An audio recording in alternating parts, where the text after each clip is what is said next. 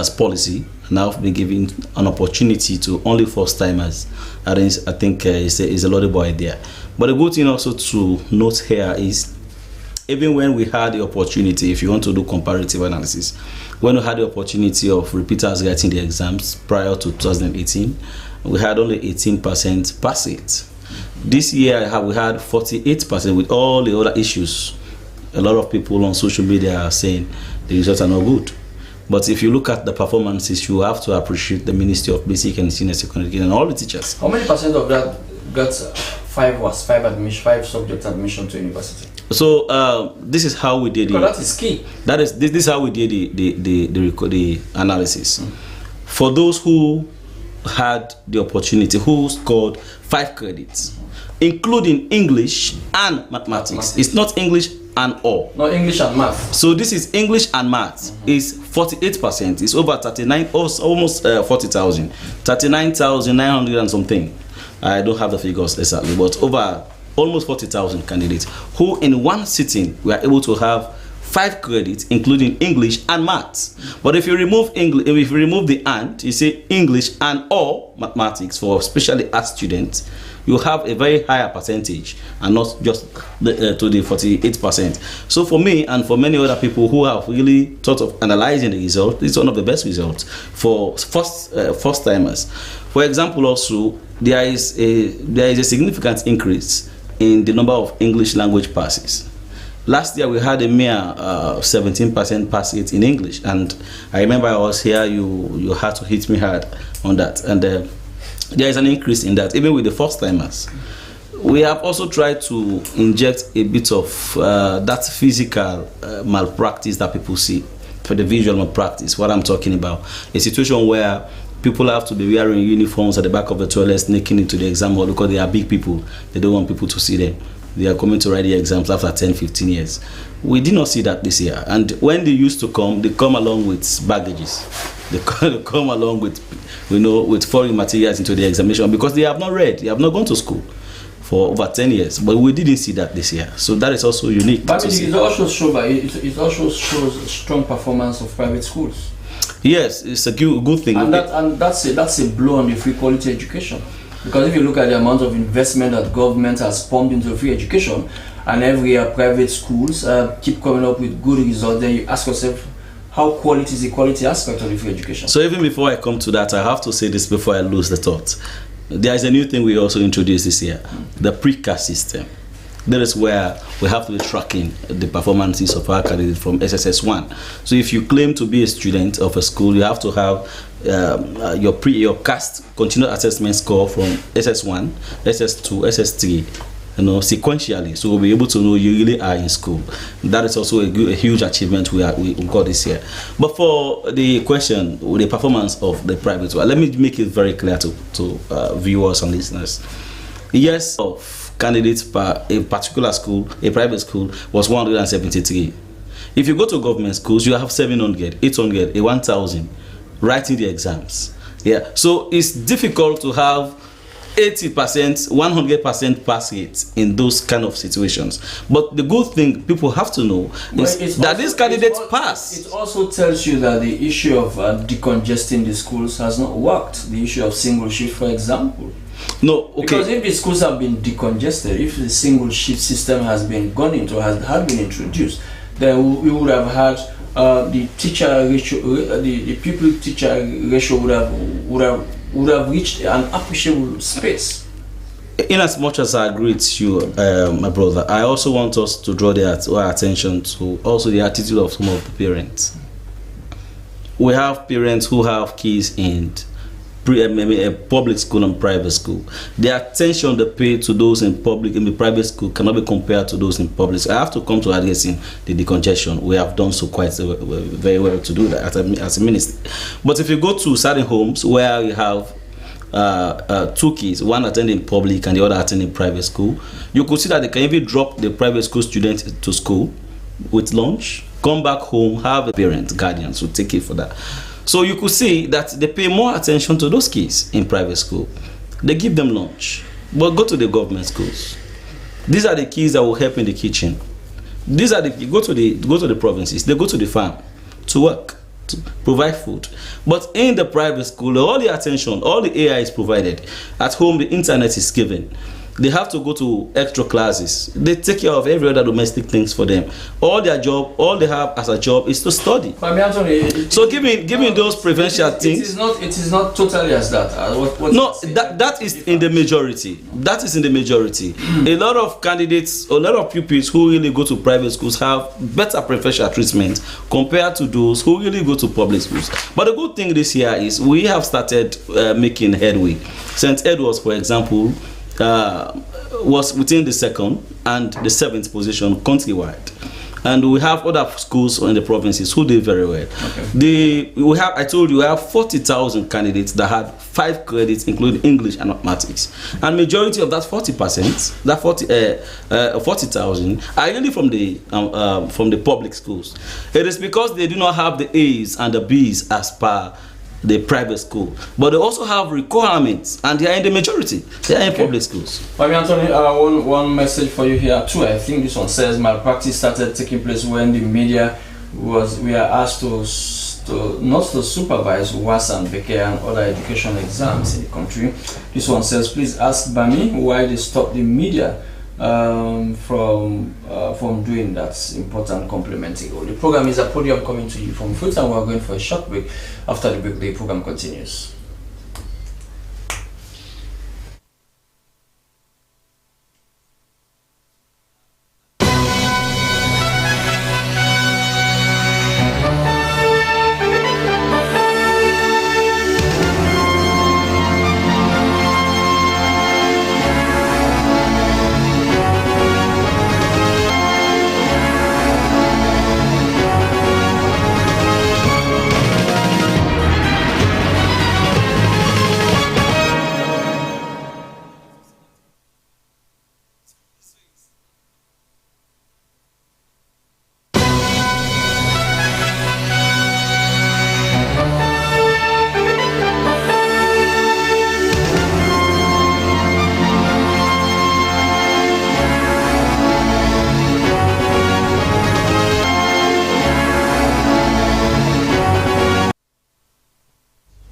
We are back with the program Podium, which is coming to you live from the Sierra Leone Broadcasting Corporation. Fatuma, how long are you going to sustain this campaign?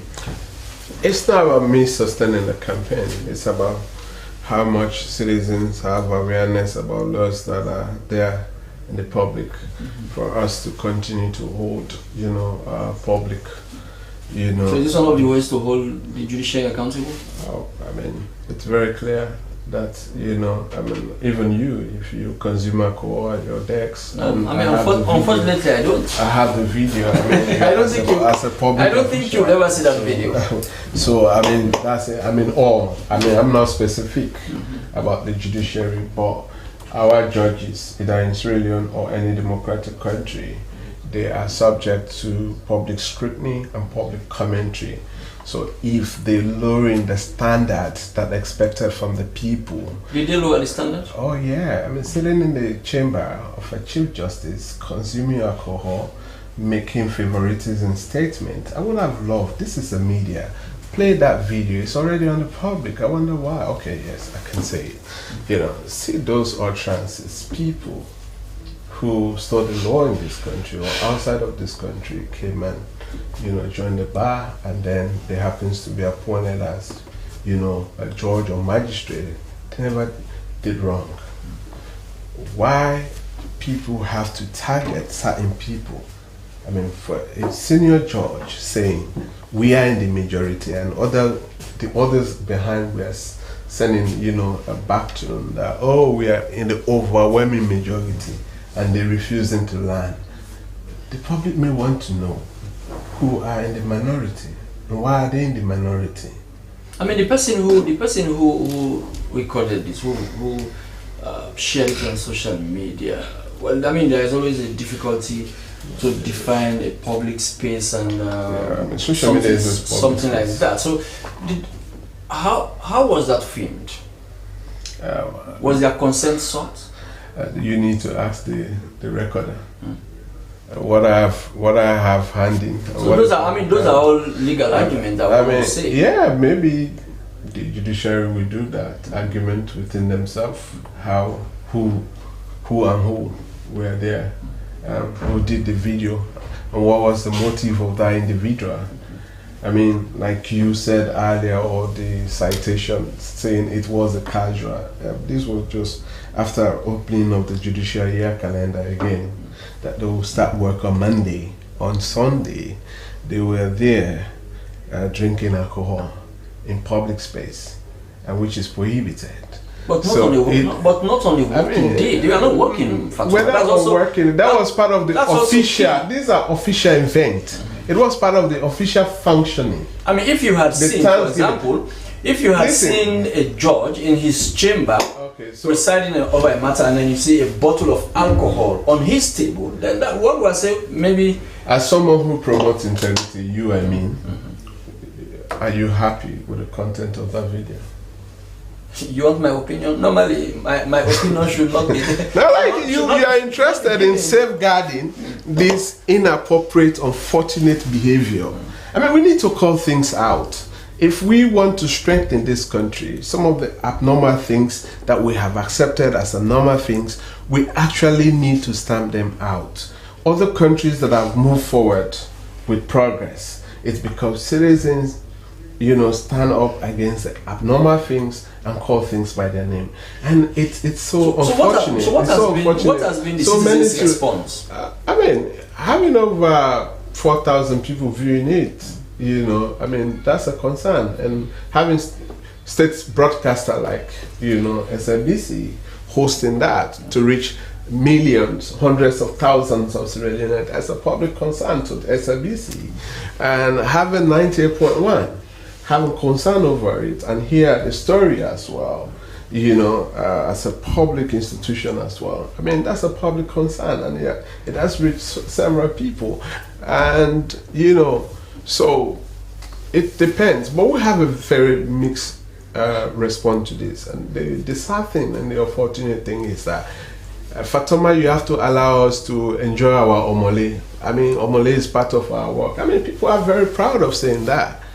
I mean, but these are just abnormal. In other countries that we admire, this is forbidden. Not that those who occupy those positions, they don't take the point. What is that? The venue where let's imagine a video image of medical doctors or nurses relaxing and taking alcohol, not in the theater room, but within the vicinity of their office. How would we feel? We have seen military personnel drinking alcohol, in possession of the sachet, either Pega Park or gin. People clamor in this country for those people to be dismissed. So are you calling for heads to roll? I mean, in any decent society, people should start resigning. This is Abdul Fatoma. The program is a podium coming to you from now. Khadija, how would you guys sustain the campaign to ensure that more people know about breast cancer, and not only knowing about it, they come forward to the screen, and also the do's and the don'ts? Well, we're still in the fight. Really, we started this fight 12 years ago and ongoing. We do not relent. We know that this is a health crisis in this country. A lot of women are still presented. Has it reached that level? Is it a crisis? It is indeed, with the amount of people coming in. The awareness is reaching out there, but there's still more that needs to be done. And we're not, giving up, because there's still women out there who has a chance of surviving this disease. It's not their fault they have cancer. Nobody calls it upon themselves or, really wish it upon anyone else. But when one has it, I think it's very important that one is aware, know the facts, and know where to go for treatment, because there is help now, unlike 10 years ago when women really literally know where to go, especially those who do not have funds or those who do not have relatives who are overseas who can have the opportunity to travel and get more further treatments. So now there is still a chance, and the best chance is detecting it in its early stage. That is why we're still putting the message out there. How many people have access to mammogram?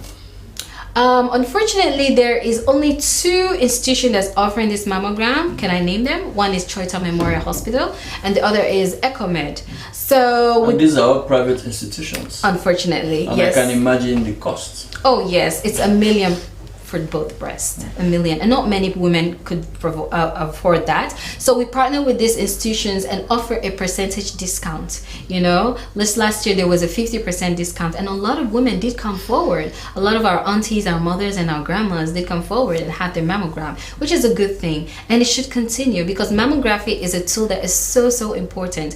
It will be able to detect an abnormality even before it gets to a stage where it's even early to detect it. So it's so important that one go for it, especially age 40 and above, and go also to a health facility, to a medical personnel who is trained and skilled in assessing the breast, because not all are, unfortunately, to be able to detect any abnormalities. Because a lady herself, she can check her breast, but again, she will need a trained and experienced hands to also assess her breast. How are you also doing that, training professionals? Because we need more professionals also.